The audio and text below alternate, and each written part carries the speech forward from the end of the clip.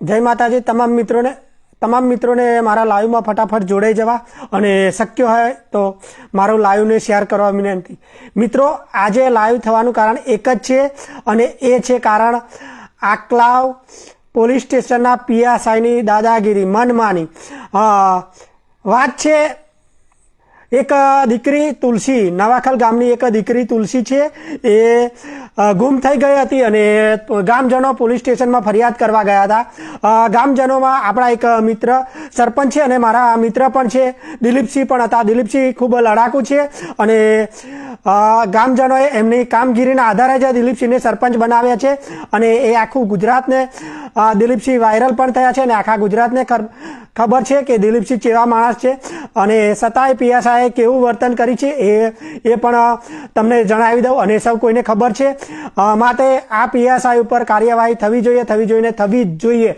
આ કાર્યવાહી એટલે બદલી નહીં, બદલીના તો મને જાણવા મળ્યું છે કે આ પીએસઆઈની બદલી માટે કાર્યવાહી થઈ રહી છે અને કદાચ આ પીએસઆઈની એકાદ અઠવાડિયામાં બદલી પણ થઈ જાય। પરંતુ મિત્રો, બદલીથી શું, આ પીએસઆઈની કામગીરીની વાત કરીએ તો આ પીએસઆઈ શરૂઆતથી જ કામગીરી શંકાસ્પદ કરી રહ્યા છે। જ્યારે ગામજનો ગયા અને રજૂઆત કરવા ગયા ત્યારે આપણા મિત્ર દિલીપસિંહ પણ એમની સાથે હતા અને ગામજનો પણ બધા હતા અને રજૂઆત એવી હતી કે તાત્કાલિક દીકરીના ન્યાય માટે અને દીકરીના જે તે ગુમ થઈ છે એની માટે તાત્કાલિક ઝડપી કાર્યવાહી થાય। તો પીએસઆઈએ ગામજનો સાથે સીધો વર્તાવ કરવાના બદલે મહિલાઓને બૈરાઓ શું જાણે, પછી સરપંચ બધાએ કહ્યું કે દિલીપસિંહ સાથે ગેરવર્તન કરવા લાગ્યા તો ગામજનોએ ઘણાએ કહ્યું કે તે સરપંચ છે તો હું ઓળખું છું। અલ્યા તું નહીં, આખું ગુજરાત દિલીપસિંહને ઓળખે છે અને દિલીપસિંહને એમની કામગીરી અને એમના લડાકુ મિજાજના લીધે દિલીપસિંહને સરપંચ તરીકે લાયા છે। દિલીપસિંહની આર્થિક સ્થિતિ ભલે નબળી રહી પરંતુ દિલીપસિંહને ખોટું ગમતું નથી અને દિલીપસિંહ હર હંમેશ ખોટા માટે અવાજ ઉઠાવી રહ્યા છે અને દિલીપસિંહનું પણ તમે અપમાન કર્યું છે, મહિલાનું પણ અપમાન કર્યું છે અને ઘણા બધા પગલાં ભર્યા છે। અને વાત છે એ ગામમાં જે દીકરીને જે મૃત્યુ થયું અને શરૂઆતની વાત હતી તો આરોપીએ શરૂઆતમાં ચોખ્ખી જ સ્વીકારી લીધું હતું કે મેં તાંત્રિક વિધિ માટે એ દીકરીને લઈ ગયેલો, પરંતુ પીએસઆઈની અને પોલીસ સ્ટેશનની કોઈ પણ ગુપસુપ વાતો છે એના કારણે એ દીકરી નો આખો કેસ બદલી કાઢવામાં આવેલો એ હોય એવું આખા ગામજનોનું અને બધાનું એવું માનવું છે કે આ ક્યાંક ને ક્યાંક આ તોડબાજ પીએસઆઈ વાડા છે એ ક્યાંક ને ક્યાંક ખોટું કરી રહે છે। વાત કરીએ ખોટું કરી રહે છે એ તો સ્પષ્ટ, ઘણા બધા વિડીયો પણ આ વાડા વિરુદ્ધ વાયરલ થયા છે અને હવે આનો એક જ ઉપાય છે, આને ઘેર બેસાડવો જોઈએ। સરકારી અધિકારી આવો ના હોવો જોઈએ, આપણા ટેક્સના રૂપિયે લહેર કરે આપણા અને પોલીસ સ્ટેશનમાં તમારે કોઈ આવવા નથી, એટલે તારા આપનું પોલીસ સ્ટેશન છે, પાણીની ધાર ઢોરે છે અને કે છે આની અંદર નહીં આવવાનું, નહીં તો તમારી ઉપર ગુનો દાખલ કરી દઈશ। એટલે આ ગુનો જેની ઉપર દાખલ કરવાનો છે, જેમની ઉપર તપાસ કરવાની છે એની ઉપર તો કશું થતું નથી, ગુનો દાખલ કરવાની વાત છે। મોટા જે તારા વિસ્તારમાં મોટા દારૂ વેચનારા છે, બુટલેગરો છે, એની સામે કાર્યવાહી થઈ શકે છે। દિલીપસિંહને તે તો બીજી ત્રીજી વખત અપમાન કર્યું। અગાઉ જ્યારે સરપંચનો રિપોર્ટ લેવાનો હતો ત્યારે પણ 6 દિવસ સુધી સરપંચનું ફોર્મ ભરવા ત્યારે 6 દિવસ સુધી આ પીએસઆઈ રિપોર્ટ નહોતો આપ્યો। આ એ જ પીએસઆઈ છે મિત્રો અને આ પીએસઆઈ સસ્પેન્ડ થવો જ જોઈએ અને દિલીપસિંહ લડાકુ છે અને મને ખબર છે ત્યાં સુધી દિલીપસિંહને કોઈની જરૂર નથી, જાતે જ બધું આને સીધો કરી દેશે, પરંતુ દિલીપસિંહને જ્યાં જરૂર પડે ત્યાં હું અને બીજા મિત્રોને પણ વિનંતી કે આપણે સૌ સાથ આપીએ અને આ પીએસઆઈને સીધો કરવામાં મદદ કરીએ।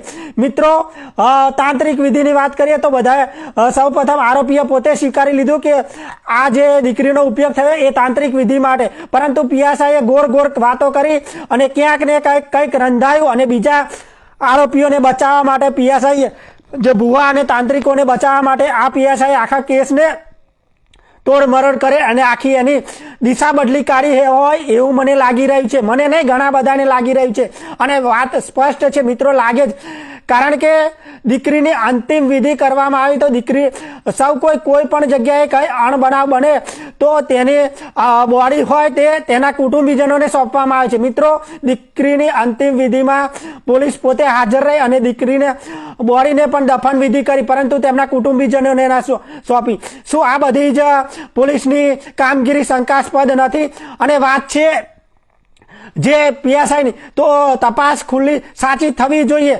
જો મને તો 99.99% એવું લાગે છે કે ક્યાંક ને ક્યાંક ભુવા અને તાંત્રિક વિધિના કારણે પણ આ દીકરીનું મૃત્યુ થયું હોય. અને આ બધા જે કાંડ પીએસઆઈ છુપાવવા માટે ઘણું બધું કરી રહે છે. અને એકના માથે બીજી વાત છે, જે આરોપી છે એ આરોપીને પણ પીએસઆઈ બચાવવા કોશિશ કરી રહ્યા છે. જ્યારે આરોપીને મેડિકલમાં વડોદરા લઈ જાય છે ત્યારે પણ એ સાજો સમૂહ હોય છે. આરોપીને પોલીસની લોકઅપમાંથી બહાર કાઢવામાં આવે છે ત્યારે પણ એ સીધો ચોખ્ખો જ દેખાય છે. સૌ કોઈને વિડીયો પણ વાયરલ થયા છે. એમાં પણ આરોપી સીધી રીતે ચાલતો દેખાય છે અને પીએસઆઈ એના કાનમાં જઈ અને કંઈક કહે છે અને પછી આરોપી લંગડાતો ચાલે છે. તો આ બધું જ દેખાય છે કે આ તોડબાજ પીએસઆઈ છે અને આવા કેટલાય કાંડ કરતો હશે, કેટલા આરોપીઓને આવું શીખવાડતો હશે. દારૂના આરોપીઓને શીખવાડતો હશે, દારૂના બુટલેગરોને તો ઘણું બધું શીખવાડે છે. રમેશભાઈની એક મેટર હતી, એમાં પણ આ પીએસઆઈ ઘણું બધું ખોટું કરી કાઢ્યું છે. રમેશભાઈ એટલે એ રમેશભાઈ જે આપણે આકલા પોલીસ સ્ટેશન એ જ છે જેમાં રમેશભાઈની પણ ફરિયાદ થઈ હતી. અને મિત્રો એમાં પણ ખાસ કઈ કાર્યવાહી કર્યા વગર આરોપીઓને 3 દિવસમાં છૂટી ગયા હતા. રમેશભાઈના માથામાં વાગ્યું હતું પરંતુ કોઈ ગંભીર કલમ નથી લીધી.